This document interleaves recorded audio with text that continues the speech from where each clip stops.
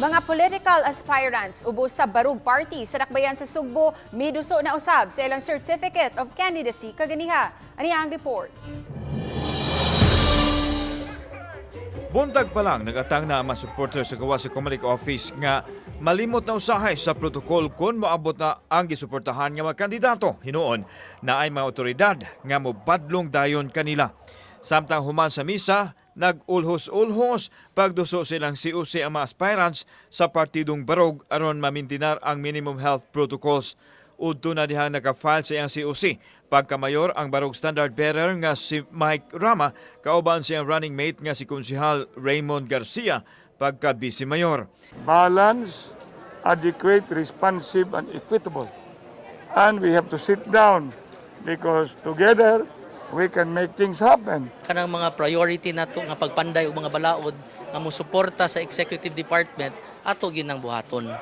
No, so I've had already many ordinances nga akong napanday. Miduso silang COC ang mga konsehal sa North District nga silang Dr. Peter Mancao, John Alcover, JP Labella, Maria Pino, Noel Wenceslao, Melvin Ligaspi, Jerry Guardo ug Joel Garganera nga wa modungan sa grupo. Samtang sa South District, gilangkuban kini nilang Dondon Hontiveros, Francis Esparis, Joy Pisquera, Harry Iran, Philip Zapra, Junjun Osmeña, James Cuenco ug Ray Gelon. Sa congressional seat, miduso sa iyahang COC, si Konsehal Ninya Mabatid sa North District ug Konsehal Ido Rama sa South District. Akong gusto nga mahitabo, nga wa gini mahitabo sa tibuok North District of Cebu City is I will put up an Office of the Congress per barangay kay medyo kuwang gid ang atong social services.